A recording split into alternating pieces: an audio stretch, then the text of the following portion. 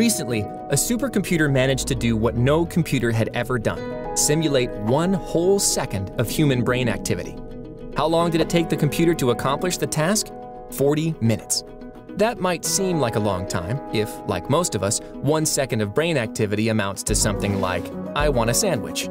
But your brain transmits more messages than all the phone calls across the world, sifting through a non-stop flow of input from the eyes, ears, and other senses, even if you're just making a sandwich. Consider the brain: 50 billion neurons, a trillion glial cells, 4 miles of blood vessels, all dedicated to making an enjoyable life possible for you. Need food, shelter, and sleep? Your brain is designed to go after whatever it takes to survive. Your brain is also wired for companionship, with neurochemicals released in response to intimacy. Even if you're alone, staring at pornographic images on a screen. In that moment, the brain's powerful machinery kicks into gear, bonding us in different ways to images on the screen. Studies show that over time, many can develop a compulsion to pornography, causing them to need more of it, more often, and more hardcore versions just to feel normal. Just like with mood-altering drugs.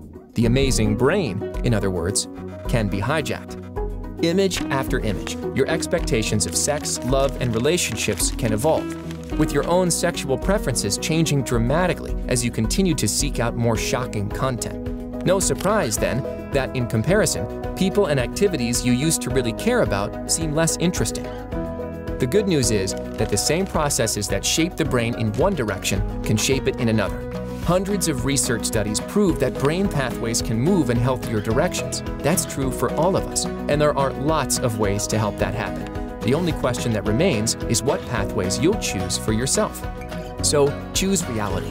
Choose love. You were born with a machine in your head more powerful than the world's fastest computer, your brain. Take care of it. It was made to take care of you. Deste pequenino vídeo que acabamos de assistir, podemos inferir 2 coisas. Primeiro, Deus nos criou de uma forma maravilhosa.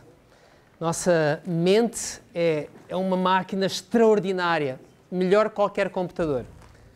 Por outro lado, a pornografia é uma droga que pode afetar, condicionar seriamente o funcionamento da mente. Eu vou-vos mostrar, não vou aprofundar, o tempo já não o permite, mas vou apresentar alguma coisa sobre a questão da dependência. É considerada hoje uma das dependências muito comuns. E como é que eu sei que estou dependente de alguma coisa? Como é que eu sei que isto é um problema? Bem, quando eu começo a dedicar, e aqui não estou a falar só de pornografia, estou a falar de qualquer coisa que torna-se eventualmente uma dependência, é quando eu começo a passar muito tempo, uso-a mais vezes do que tencionava, falho repetidamente. Aqui, uma dependência pode ser a comida, por exemplo, não é?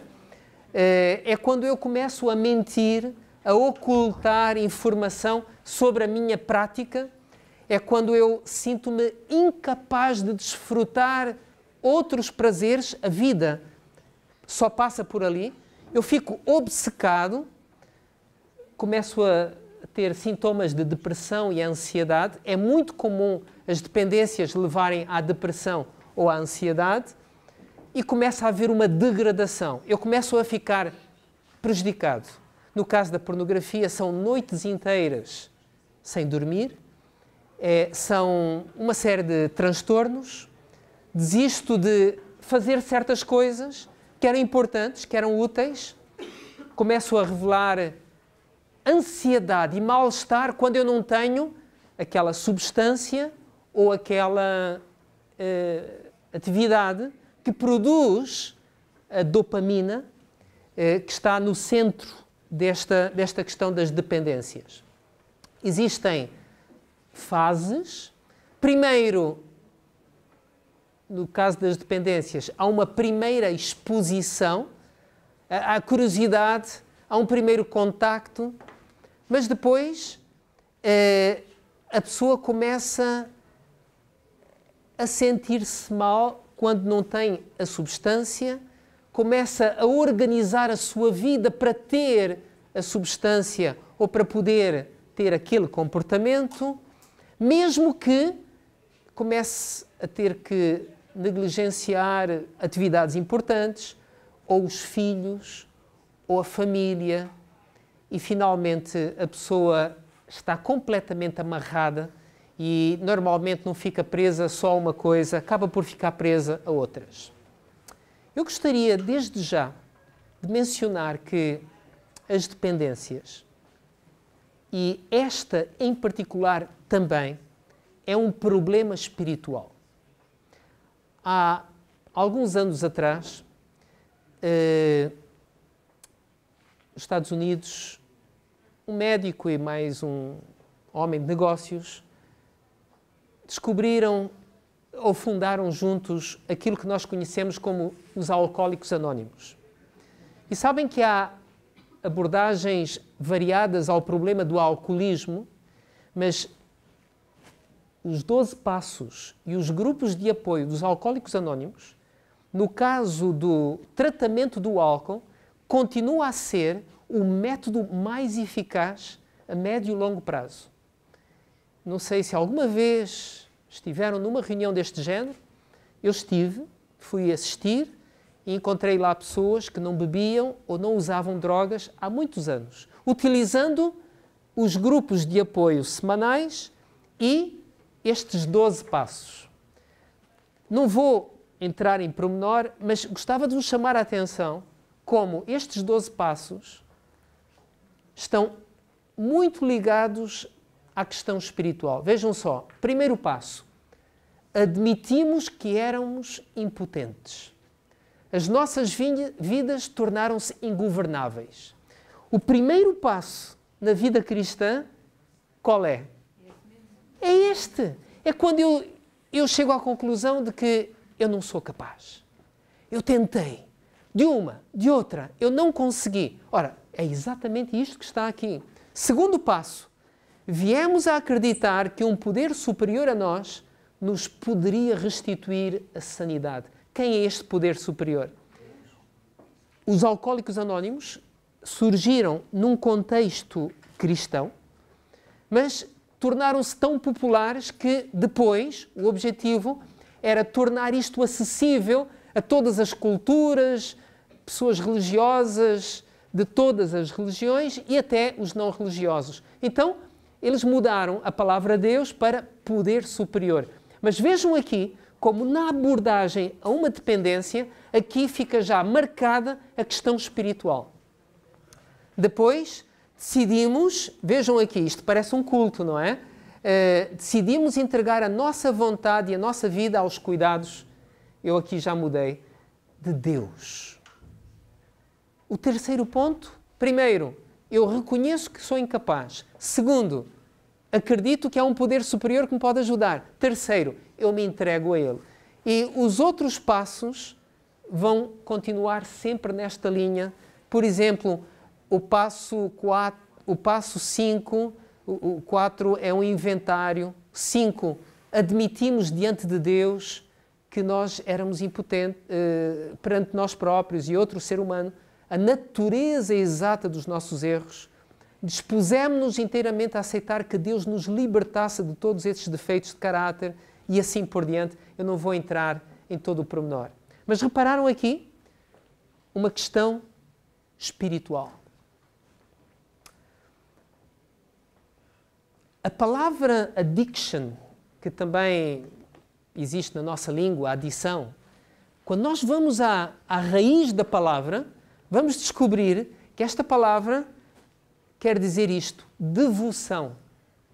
Quando uma pessoa tem um vício, tem uma dependência, na prática ela está a prestar devoção a alguém, a uma substância, a uma prática. Mas como é que isto funciona? No livro de Meditações Matinais, Ellen White ela diz isto: qualquer coisa que separe de Deus nossas afeições diminua o nosso interesse nas coisas eternas, é um ídolo. Qualquer coisa que me separa de Deus, que está entre mim e Deus, é o quê? É um ídolo. Ok. Agora reparem, em 1 Coríntios 8,4, Paulo diz assim: quanto ao comer das coisas sacrificadas aos ídolos, sabemos que o ídolo não é nada. Um ídolo não é nada. Os ídolos não existem. Mas depois, no capítulo 10, versículo 19 e 20, ele diz assim: o sacrificado ao ídolo é alguma coisa? Antes digo que as coisas que eles sacrificam aos ídolos, sacrificam a quem? A demónios. Estão a ver aqui a extensão do problema? Qualquer coisa que se põe entre mim e Deus é um ídolo. E um ídolo, na realidade, o que é? Quem é que está por trás do ídolo? O ídolo não é nada. Alguém está por trás do ídolo. Então, reparem uma coisa. Desde que nós fomos criados, desde que Adão e Eva fizeram uma má escolha, o que é que aconteceu?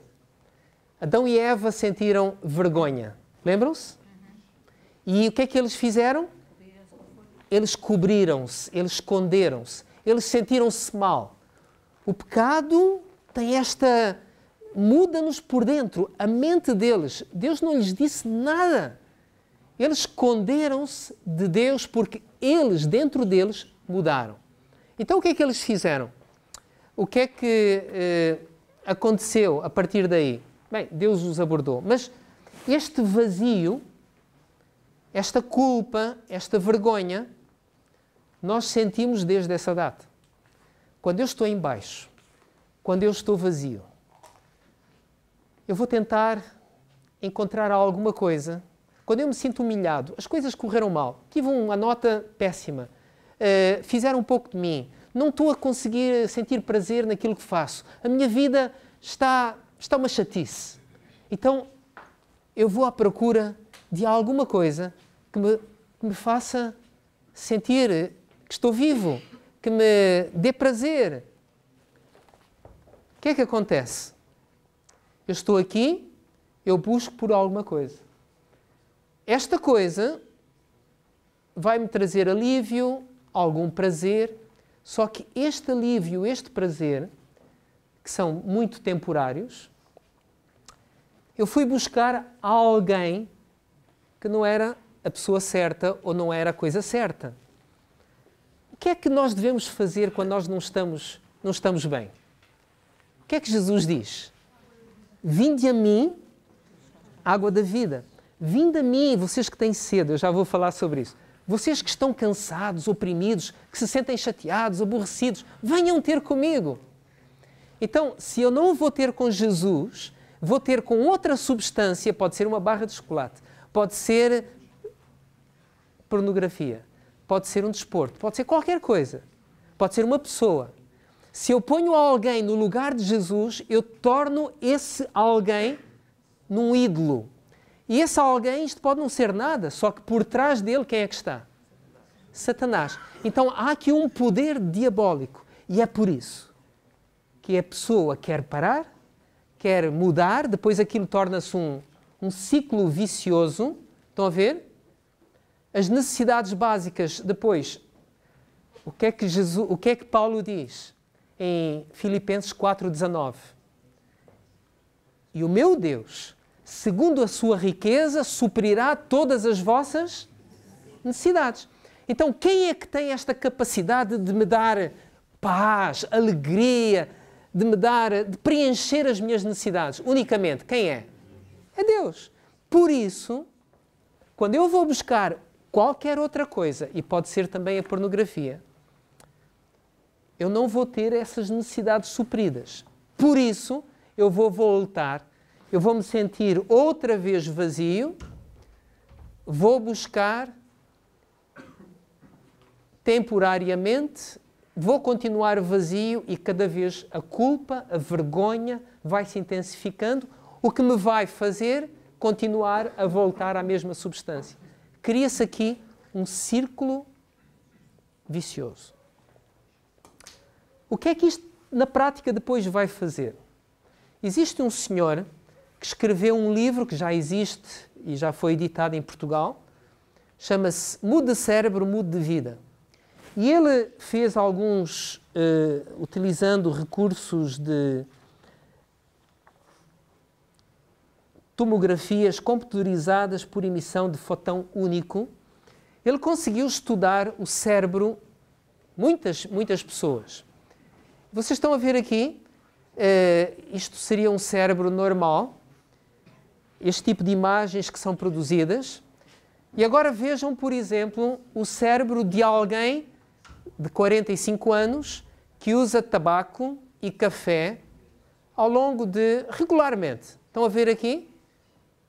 Estão a ver a diferença?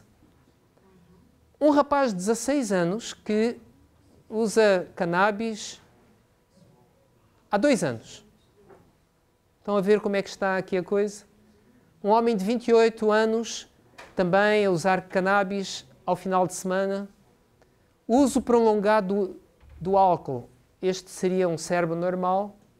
Bem, há qualquer coisa que vai acontecendo dentro do cérebro. 40 anos, uma pessoa de 40 anos, não diz se é homem, a usar metadona e heroína. Vejam só.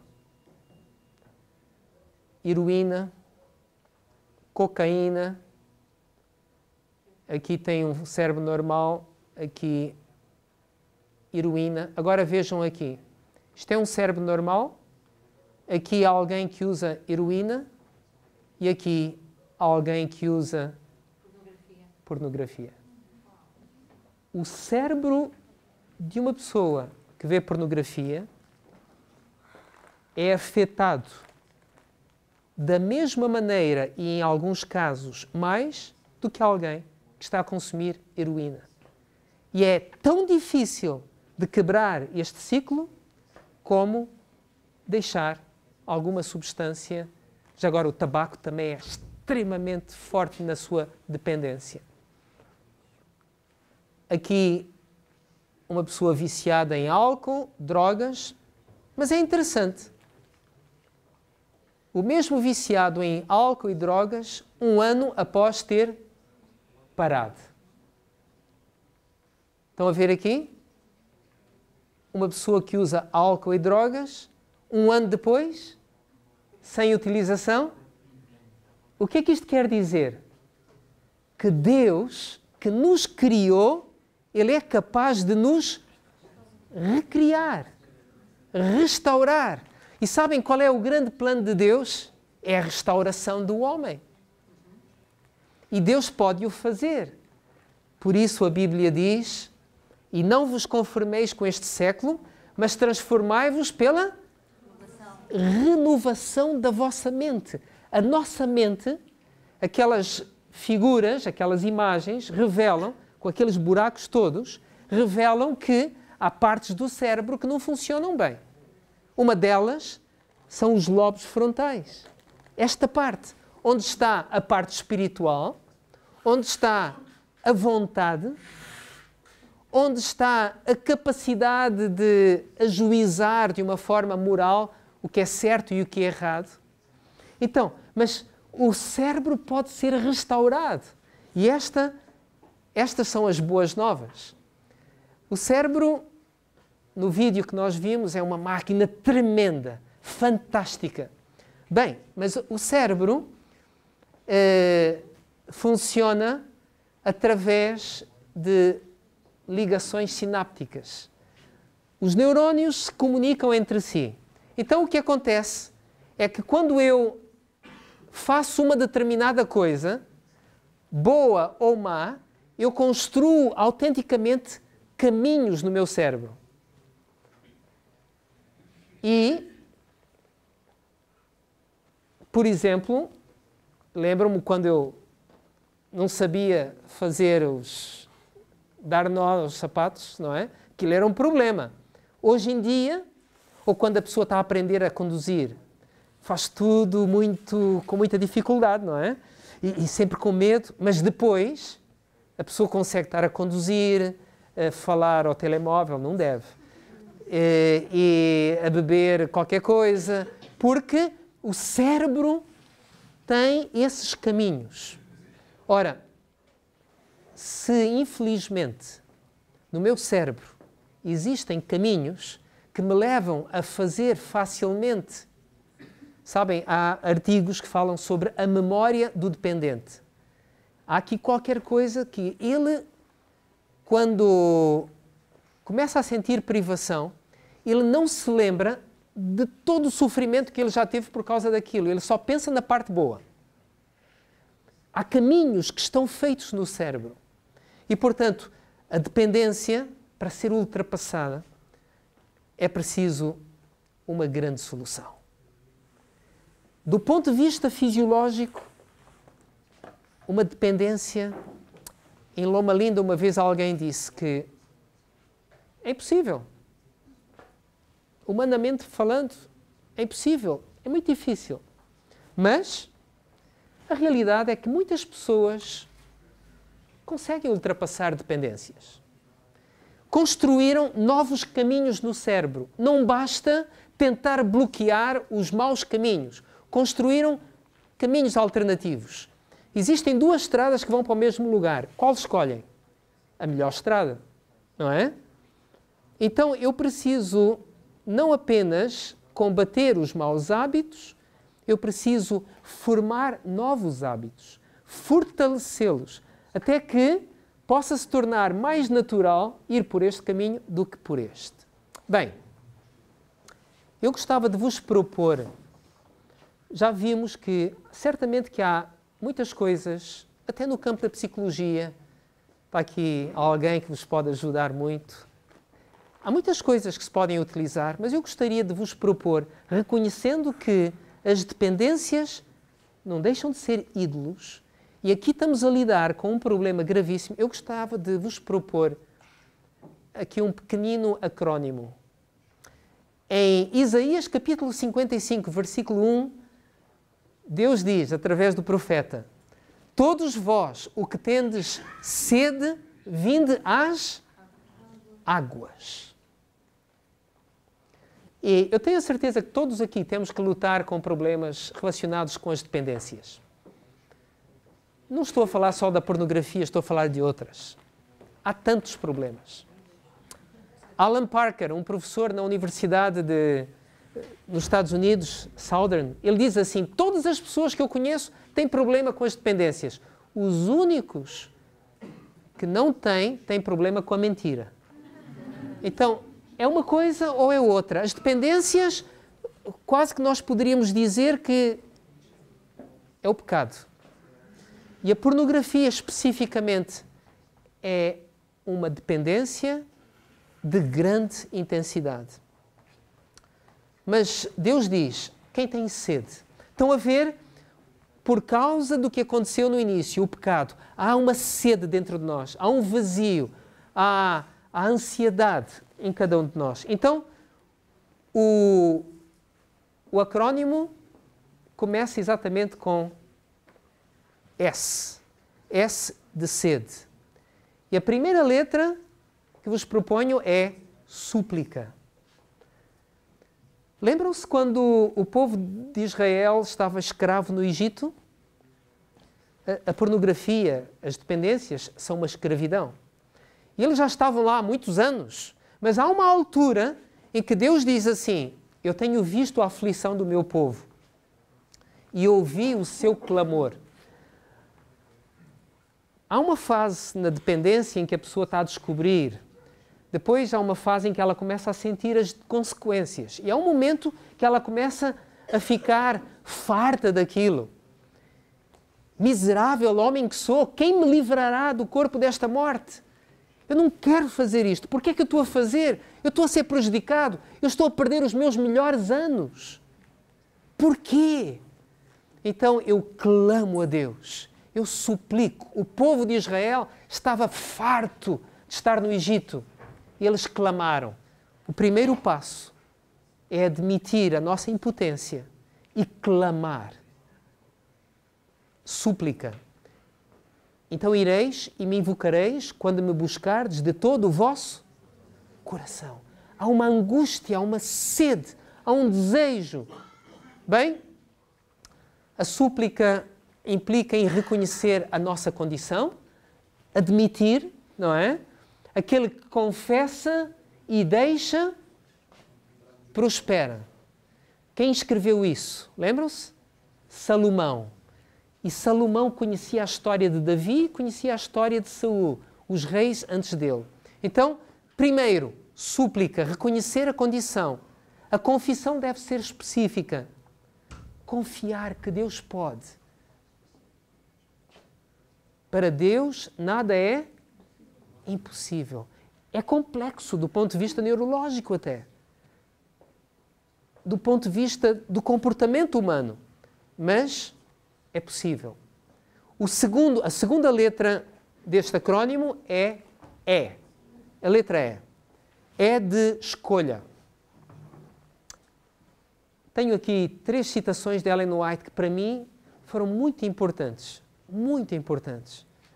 Para todas as situações de luta espiritual que tenho encontrado e travado e o aconselhamento que tenho feito.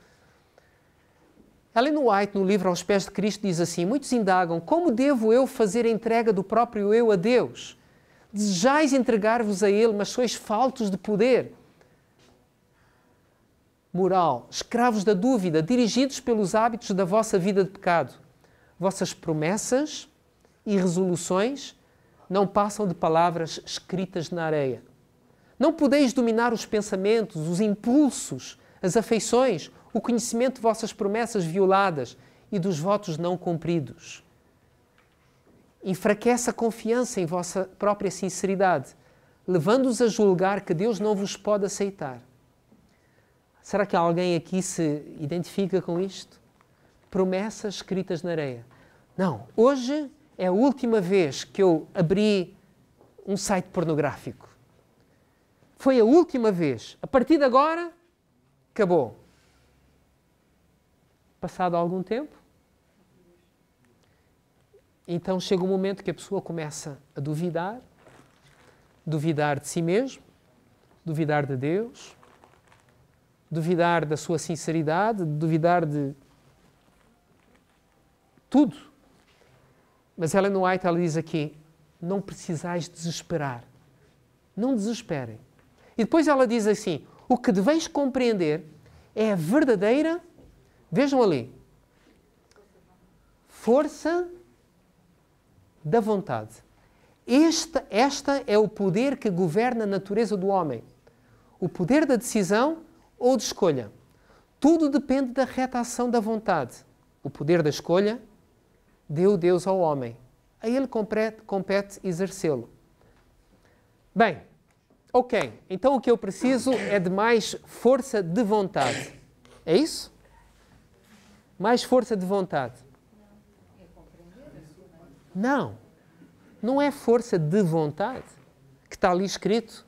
Se repararem bem, é força da vontade. Força de vontade todos têm e uns têm mais do que outros. Há umas crianças que têm uma vontade tremenda. Querem uma coisa, aquilo é terrível. Os pais vão dormir com uma dor de cabeça. Outros são bonzinhos, fáceis de lidar, mas quando precisam de energia para fazer alguma coisa, também não têm. Tem que andar alguém a picá-los por trás, com uma agulha. Força de vontade é uma coisa boa. Todos nós devemos ter e devemos procurar ter mais. Mas não é isso que nos vai levar para o céu. Em última análise. A força de vontade, como é diferente e nós já herdamos, se dependesse da força de vontade, então Deus teria sido injusto, porque deu a alguns mais do que a outros. Ellen White, ela fala aqui sobre força da vontade. Isto é alguma coisa diferente. E ela define aqui, é a decisão, é o poder da decisão ou da escolha. Não podeis mudar vosso coração, não podeis por vós mesmos consagrar a Deus as vossas afeições, mas podeis escolher servi-lo. Eu gostava de dizer que este é o segredo que Satanás mais quer que vocês não saibam nem compreendam. Porque depois dele nos encurralar numa dependência, chegamos a pensar que já não há solução. Eu conheci um homem que era um homem brilhante. Tinha sido campeão mundial de conhecimento bíblico. Mas era um homem que chegou a acreditar que já não havia solução para ele. Porquê? Porque ele não conseguia vencer esta dependência. Incrível. Satanás faz-nos pensar que nós somos vítimas de um destino fatalista. Não há nada que conseguimos fazer. O meu pai, o meu avô e outros tinham problemas. É natural que eu tenha. Não consigo. Eu já tentei, não consigo. Ellen White diz, vocês podem não conseguir mudar o vosso coração, mas vocês podem mudar o rumo completo da vossa vida. Para isso, precisam de compreender o que é a força da vontade. Reparem que força da vontade e força de vontade não é a mesma coisa. Mesmo na língua inglesa original, na língua em que ela escreveu, são duas coisas diferentes. Willpower, power of the will, é a decisão. Eu tenho aqui uma coisa para vos ajudar a compreender isto. Lembram-se quando Jesus veio ter com Pedro e com os discípulos que estavam no barquinho no meio de uma tempestade? Pedro disse, se és tu, manda-me ir ter contigo. Ok.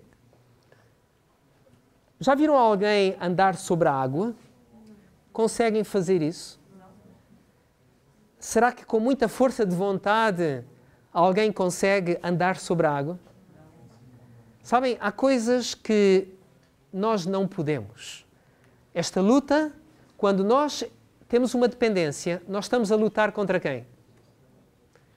Contra Satanás. Quem é que está por trás dos ídolos? Satanás. A nossa luta não é contra a carne e o sangue. E nós, sozinhos, o que é que Jesus disse em João capítulo 15, versículo 5? Sem mim nada podeis fazer. Mas o que é que Paulo disse em Filipenses 4,13? Tudo posso. Então, como é que aqui eu não posso nada, ali eu posso? Bem, eu posso tomar uma decisão. Jesus disse, vem ter comigo. Quando Jesus me diz alguma coisa, eu posso olhar e posso dizer assim, é impossível. Eu já tentei, eu já vi não sei quantas pessoas afundarem-se, como é que eu agora vou colocar os pés na água? Quem é que disse para pôr? Foi Jesus. O justo viverá pela fé. Então, não sei se Pedro pensou, porque ele não era assim muito de pensar, não é? Mas ele ouviu e na sua impulsividade ele saiu do barco. E o que é que ele fez? Ele andou. Quem é que o manteve ali? Foi o poder de Deus. Era impossível, não havia nada que humanamente ele pudesse fazer para andar sobre o mar. Mas Jesus deu-lhe o poder sobrenatural. Agora, Pedro teve que fazer alguma coisa. O que é que Pedro teve que fazer? Ele teve que tomar uma decisão. E a decisão foi sair do barco. Ele teve que fazer isto. O povo de Israel, quando chegou ao Rio Jordão, Deus disse, avança. Mas estava tudo na mesma. Quando eles, diz a irmã White, deram o passo, o mar abriu-se. Meus queridos, o justo viverá pela fé. Nada acontecerá sem a minha decisão. Mas a partir dali, eu estou dependente de quê? Do poder de Deus. Então alguém agora vai dizer assim, fantástico, é só tomar a decisão. É fácil tomar decisões? Fácil ou difícil? É difícil. Porquê? Porquê que é difícil? Deixem-me ler aqui uma passagem para podermos alcançar este alto ideal. O que leva a alma a tropeçar precisa de ser sacrificado. Eu fiquei admirado. Nos planos para deixar de fumar, nós tínhamos um hábito que era dizer assim, olha, no último dia nós vamos assinar o divórcio do fumador com a dona nicotina. Eu percebi que aquela relação era como se fosse realmente um casamento. O fumador, ele tem uma relação afetiva com a substância. E porquê? Porque cada vez que ele está nervoso, essa senhora nicotina dá-lhe um relaxamento temporário. Então, criou-se ali um afeto. E o que é que acontece? No momento que a pessoa diz que para, está a abrir mão de toda uma relação afetiva que tem com a coisa, com a substância. Não é fácil. Ela diz assim, é mediante a vontade que o pecado retém o domínio sobre nós. A entrega da vontade é representada como arrancar o olho ou cortar a mão. Parece-nos muitas vezes que sujeitar a vontade a Deus é o mesmo que consentir e atravessar a vida mutilado ou aleijado. Quando eu tomo uma decisão, eu vou cortar com isto. Eu vou sentir nos próximos dias que está a faltar qualquer coisa. É como se eu estivesse... Sabem, as pessoas que são amputadas, elas sentem que há ali qualquer coisa que falta. Quando eu decido, eu identifiquei uma coisa, uma substância, a pornografia neste caso, que está a dar cabo da minha vida, eu tenho que tomar uma decisão radical. Mas não é fácil, porque há ali uma relação de dopamina. Aquilo faz-me sentir bem, aquilo alivia-me quando eu estou em baixo. Só que depois eu ainda fico pior. O sair do barco, no caso de Pedro, é isto. É tomar a decisão. É exercer a faculdade de escolha, é entender o que é a verdadeira temperança, que é abster-se de tudo aquilo que é nocivo e usar moderadamente o que é bom, é agir por princípio e não por sentimento. Há um momento em que eu digo assim, agora doa o que doer, sinta o que sentir, é isto que eu quero, é isto que eu vou fazer. E a partir deste momento, eu deixo de ser controlado pelo sistema límbico e passo a tomar decisões pelos meus lobos frontais. O sistema límbico é onde está a sede do prazer, da fome, da sede, dos sentimentos. E agora, em vez de ser arrastado por estes desejos que Ellen White chama de paixões inferiores, eu tomo decisões no meu primeiro andar, que é o lobo frontal, eu digo, é isto que eu quero, mas eu não tenho força para manter a decisão. Então eu dependo do poder superior. E com os neurónios dos lobos frontais, eu mantenho aquela relação com Deus. Eu mantenho comunhão com Deus. Mas a decisão é absolutamente indispensável. Eu dediquei as 2 últimas letras a Deus. Porque Deus tem que ser tudo. Havendo Mateus capítulo 12, lembram-se da história de um homem que tinha um espírito imundo e foi libertado?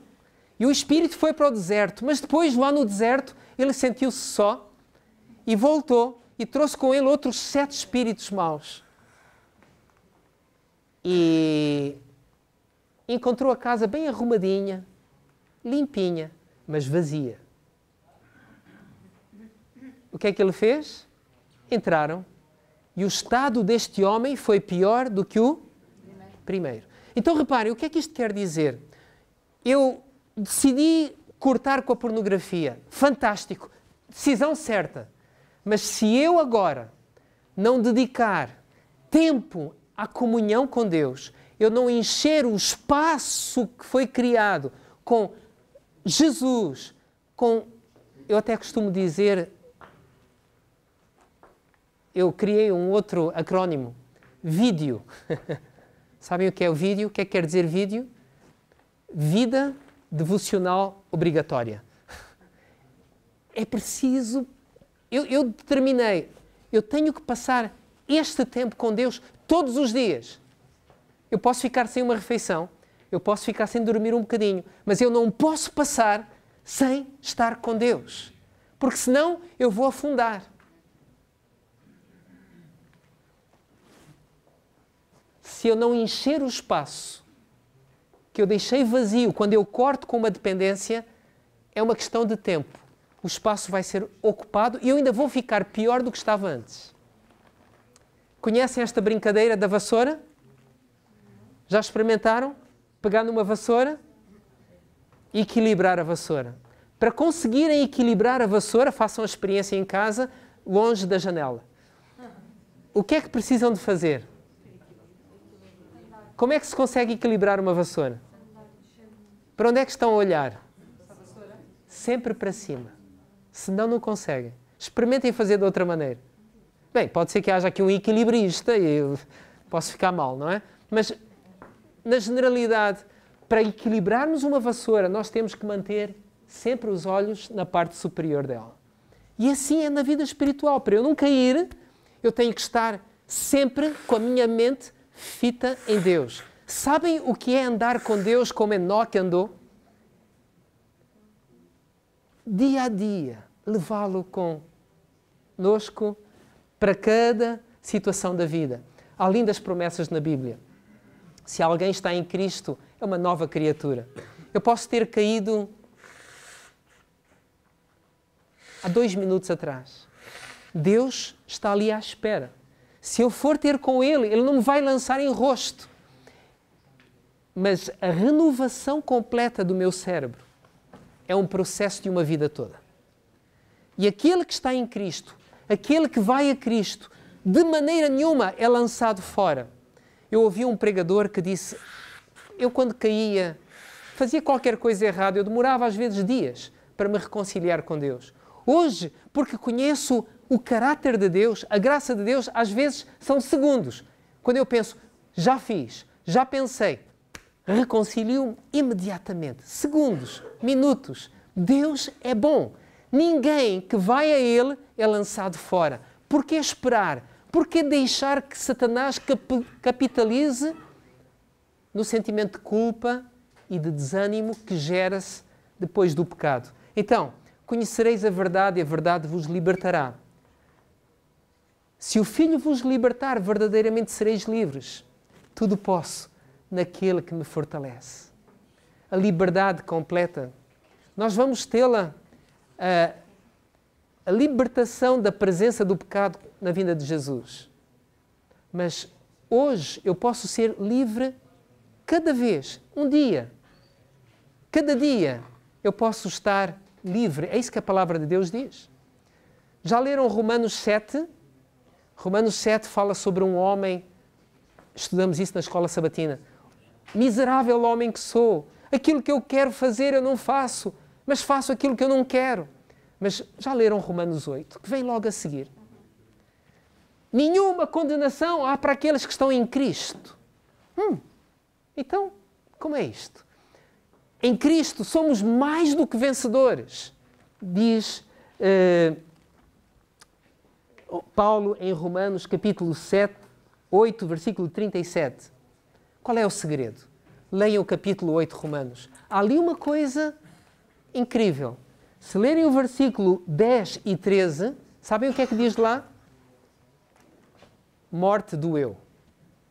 1 Coríntios capítulo 15, 31. Morro todos os dias. Paulo diz, eu morro todos os dias. Qual é o segredo da vitória sobre a pornografia? É a decisão, é morrer diariamente. E diz o apóstolo Paulo em Romanos 13, 14, não façais provisão ou não cuideis dos desejos da carne. Conhecem a história daquele menino que sempre chegava atrasado a casa, porque se perdia pelo caminho com os amigos. Então a mãe disse-lhe, olha filho, hoje vê lá, não chegues atrasado. Bem, naquele dia ele chegou outra vez atrasado e tinha o cabelo todo desarrumado. E a mãe perguntou-lhe, olha, o que é que se passou? Onde é que tu estiveste? Ele disse, eu fui tomar banho no rio com os meus colegas. Então, tu foste tomar banho no rio? Então eu não te disse para vires diretamente para casa? E o rapaz disse, pois é mãe, mas olha, eu fui tentado. Mas como é que tu nem tinhas aulas de educação física? Como é que tu foste tomar banho no rio? Tu nem tinhas calções, tomaste banho nu? E ele disse, não mãe, eu levei os calções. Levaste os calções, filho? Então, a mãe disse para tu não chegares atrasado. Ele disse, mãe, Eu, quando saí de casa, eu tinha decidido não me atrasar e não fazer nada de errado. Mas caso eu fosse muito tentado, eu levei os calções. Caso eu não conseguisse resistir à tentação, levei os calções. O apóstolo Paulo, ele diz assim, não façais, não cuideis da carne. Então, o que é que isto quer dizer? Quando eu tomo uma decisão, eu corto. Tudo aquilo que me faz errar, o que é que eu faço? Eu corto. Eu tenho que ser honesto comigo mesmo. O que é que eu quero para a minha vida? O que é que eu quero? Quero me arrastar ou quero viver uma vida vitoriosa? O remover as manchas do pecado é a obra de toda uma existência. Necessitam-se dia a dia novos esforços no refrear e no negar o próprio eu. Cada dia novas batalhas, vitórias novas a serem obtidas. Diariamente deve a alma dilatar-se, pleiteando fervorosamente com Deus pelas vitórias da cruz. Uma vez falava com um jovem. Ao longo do meu ministério, falei com vários jovens que admitiram ter problema com a pornografia. E um deles me disse, sabes, eu quando estou em casa, eu tenho cansado, depois fico a assistir televisão na cama. Eu perguntei, tens televisão no quarto? Sim, sim. E depois, olha, é nesses momentos que eu normalmente caio. Eu disse, tira a televisão do quarto. Ele não tirou, continuou a cair. Hoje, o problema da televisão nem é o mais complicado. É a internet, os computadores. O que é que cada um vai fazer? Bem, é tão complexo. Existem Covenant Eyes e outros sites, filtros que se podem pôr no computador. Há muitas coisas, mas se eu não quiser, eu dou uma volta a tudo. Há sempre uma maneira de dar a volta. Todas as coisas que podem ser úteis, usem-nas. Mas lembrem-se de uma coisa, nada substitui a força da vontade. E o que é a força da vontade? A faculdade que Deus deu a Adão e Eva quando os criou. Olha, vocês têm aqui uma árvore que não devem comer e têm as outras árvores que podem comer. Faculdade da escolha. Todos nós temos uma escolha. Esta faculdade Deus deu ao homem. E quando eu utilizo esta faculdade que todos temos por igual, e também uso esta faculdade para me ligar à fonte de todo o poder, então pode haver uma mudança completa do dia para a noite. A alma mais fraquinha que se liga ao poder de Deus, ela é invencível. Satanás não pode nada contra ela. A terminar, eu gostaria de vos dizer que o Departamento de Saúde tem um programa baseado nos 12 passos que se chama O Caminho para uma Vida Plena. É quase como um programa para um ano inteiro. Tem espaços para preencherem diariamente e se quiserem fazer um percurso com Deus, seguindo os 12 passos que são utilizados pelos alcoólicos anónimos e que também existem os sexaholics, em português não sei como é que se diz exatamente, mas os anónimos dependentes de amor e sexo. Existem também reuniões que se criam e que se fazem. Bem, este material está à vossa disposição. Se quiserem, eu posso depois vos mostrar. Existe a Conferência Geral, tem agora um site, mas só está em inglês, para ajudar as pessoas que queiram lidar com este problema da pornografia. Chama-se Gateway to Wholeness, o portão para a integralidade ou a plenitude. Existe este aqui também, que é o site onde estavam aqueles vídeos, e existe filtros e sites como este, Covenant Eyes. Mas agora, a terminar, vou-vos mostrar o último vídeo de 2 minutos e digo apenas isto. Porque é que é tão importante nós cortarmos com toda a pornografia? Porque a pornografia, no nosso cérebro, não faz apenas aqueles buracos, ou seja, incapacita-nos para um desenvolvimento maior, intelectual e etc., mas, sobretudo, mina a nossa capacidade de amar. Nós nascemos para amar e para ser amados. E na medida... Lembram-se que Jesus disse que eram os mandamentos? Amar a Deus e amar ao... Isto é, os relacionamentos é a parte mais importante. E a pornografia o que é que faz? Estraga a nossa capacidade de amar. Amar a Deus e amar uns aos outros. Destrói a possibilidade de eu desfrutar do casamento, por exemplo, ao seu máximo. As pessoas que têm problemas com a pornografia normalmente têm dificuldades na sua relação sexual, íntima, conjugal. Não há meias medidas. Os alcoólicos anónimos dizem assim: meias medidas não aproveitam para nada. Eu desafio todos os que estamos aqui a tomarmos hoje, com Deus, a decisão de cortar completamente com este comércio diabólico.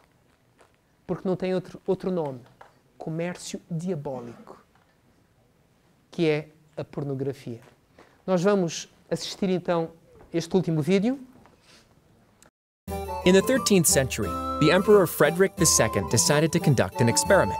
He wanted to know what language children would speak on their own if no one ever taught them any.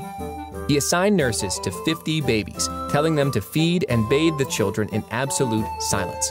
No speaking, no eye contact, no lullabies or cuddles. So, what language did they speak?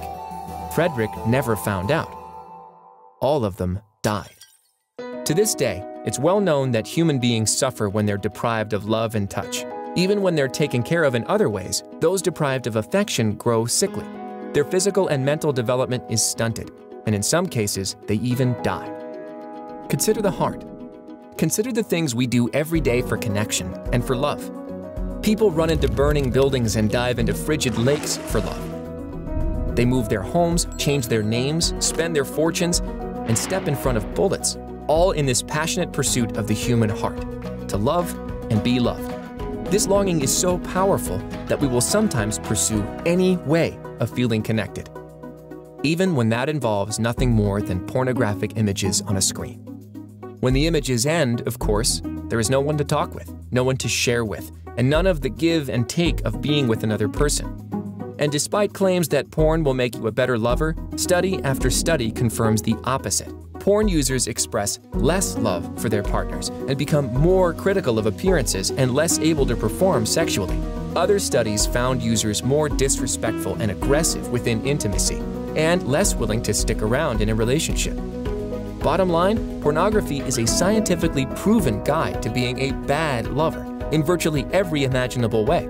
In addition to impacting who we love and how we see them, it changes how much we're able to actually express that love. So think twice about giving your heart to something without a pulse. Sure, machines can meet all sorts of physical needs. A furnace can keep you warm, a respirator can keep you breathing, but no machine can ever satisfy your basic need to bond with another human being. Choose love, real love, which is the sweetest of all human experiences. Accept no frauds and no substitutions. The deepest needs of your own fragile heart can only be met in the fragile heart of another person.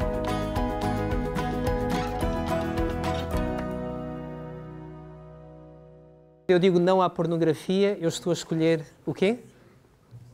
Escolham amor. A opção é amor. Digam não à pornografia, digam sim ao amor. Vou terminar com uma oração. Vamos curvar a fronte. Querido e amoroso Pai, somos tão pequeninos, tão fraquinhos para lutar contra este elefante, esta coisa tão grande que é a pornografia e que está por todo o lado, a todas as horas, a todos os momentos. Mas obrigado porque o mais fraquinho dos teus filhos, em ti, pode ser mais do que vencedor. Não apenas vencedor, mas mais do que vencedor. Ajuda-nos pela fé a crer. Ajuda-nos pela fé a decidir. Ajuda-nos pela fé a esperar tudo o que tu tens para cada um de nós. Dá-nos sabedoria também para ajudar outros. Dá-nos inteligência para orientar a nossa vida. E, por favor, enche o nosso coração com o teu amor. Ajuda-nos a partilhar este amor. Ajuda-nos a amar aqueles que nos deste como companheiros, como amigos. Uma namorada, uma esposa, um namorado, um esposo. Ajuda-nos a viver relacionamentos autênticos, genuínos, profundos e cheios de significado e de amor. Entregamo-nos a Ti. Ajuda-nos na nossa pequenina fé. Em nome de Jesus. Amém.